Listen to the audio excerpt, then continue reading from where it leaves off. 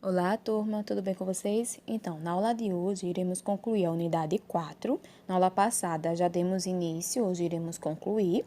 Ao final da aula, irei passar para vocês as páginas da atividade e logo após também irei solicitar um trabalho, tá? Para ser apresentado na próxima semana e estarei dando todas as diretrizes, como será feito, como será a realização do mesmo. Então, vamos lá. Na página 426, daremos início a um assunto a respeito do socialismo, tá?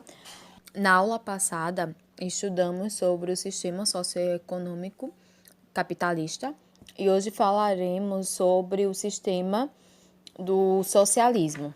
No século XX, as ideias supramencionadas foram implantadas na Rússia.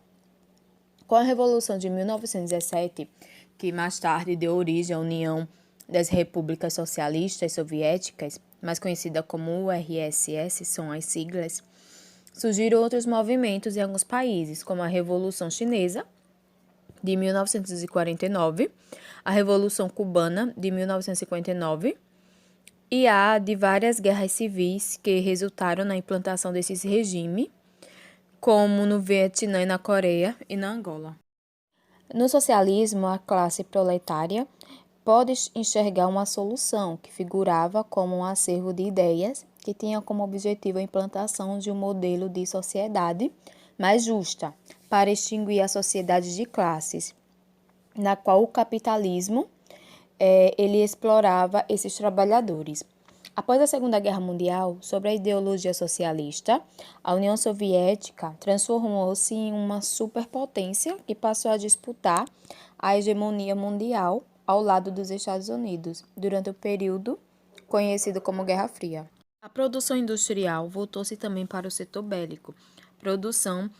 O poder bélico, gente, é a produção de armamentos, tá? Como mísseis, tanques, munições, bombas nucleares. E o setor aeroespacial, que é a produção de aviões, satélites e etc. Levou ao domínio de avançada tecnologia e à competição com as grandes potências capitalistas, como os Estados Unidos. No mundo socialista, a produção de bens de consumo, eletrodomésticos, alimentos, automóveis, era insatisfatória, porque a população não dispunha de moeda suficiente e muitas vezes esses setores caracterizavam-se pelo atraso tecnológico. A chegada de Mikhail Gorbachev ao poder na direção do Partido Comunista da União Soviética em 1985 levou à adoção de novas políticas na tentativa de superar a estagnação econômica. A primeira delas foi a implantação da Glasnost, que é uma transparência política que promoveu maior liberdade de expressão para a sociedade, a redução dos gastos públicos e acordos de desarmamento que acabaram com a tensão com os Estados Unidos. A segunda foi a Perestroika, que é a reestruturação econômica com a introdução de mecanismos de mercado, que é preços regulados pela lei da oferta e da procura, corte de subsídios estatais para a produção e maior liberdade para as empresas, além da abertura ao capital internacional. A política reformista de Gorbachev sofreu forte oposição de ala conservadora do Partido Comunista, que desejava manter o sistema socialista. Por outro lado, a ala reformista lutava pela aceleração das mudanças da União Soviética. As transformações na União Soviética se refletiram nas repúblicas associadas, com o crescimento dos movimentos nacionalistas, que resultaram em 1991 na Declaração de Independência das três repúblicas bálticas, Letônia, Estônia e Lituânia, que posteriormente outras repúblicas que compunham a União Soviética também se tornaram independentes. Essa transição, que marcou vários países socialistas, acarretou graves consequências, como a queda de governos socialistas no leste europeu, na ex-União Soviética, e outras repúblicas se libertaram e formaram novos países como Bielorrússia, Ucrânia, Geórgia, Uzbequistão, Cazaquistão e outros. O fim da União Soviética deu-se com a independência da Rússia em 1991. Então, cada sociedade modifica de forma diferenciada, e os espaços onde vivem todas elas alteram espaços naturais com maior ou menor grau de interferência, configurando espaços geográficos nos quais é observado no nosso dia a dia. Outras, por sua vez, provocam poucas transformações nos lugares onde vivem, como os indígenas na Amazônia e os inuites, que são na região da Antártica canadense, que lutam pela preservação de suas tradições. Contudo, é importante entender que, ao longo do tempo, várias civilizações e sociedades desenvolveram formas de organização social e econômica, resultando na exploração dos recursos naturais. No entanto, foi entre os séculos XVIII e XIX que esse avanço se tornou mais significativo como consequência do crescimento populacional, haja em vista que a população mundial saltou aí de 500 milhões para 7,7 bilhões de habitantes.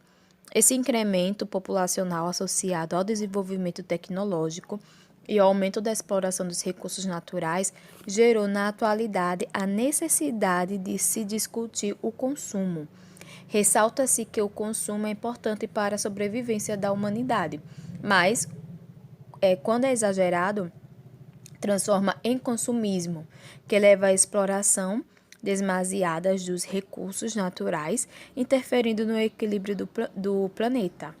E os estudos revelam que a humanidade já consome mais do que o planeta consegue repor.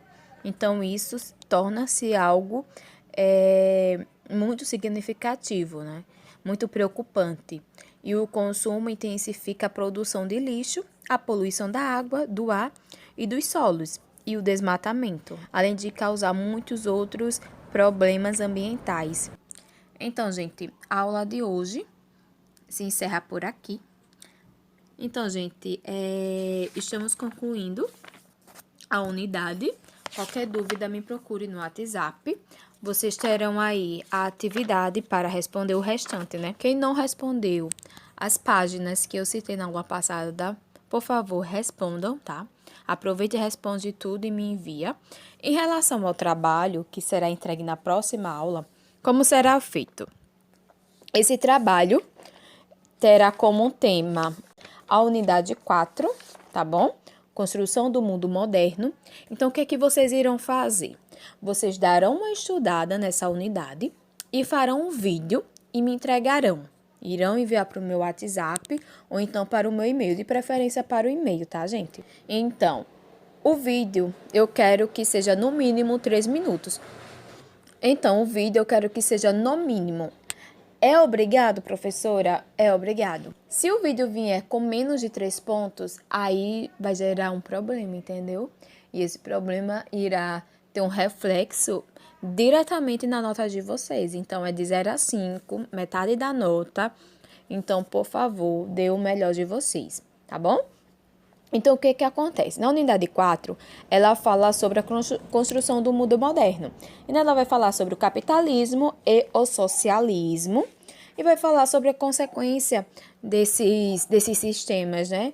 Que até na última página ele acaba falando sobre a sociedade versus o consumismo, o consumo e o meio ambiente. Então, vocês terão a opção de falar sobre esses temas ou apenas um tema, tá bom? Vocês que escolhem, fica a critério de vocês.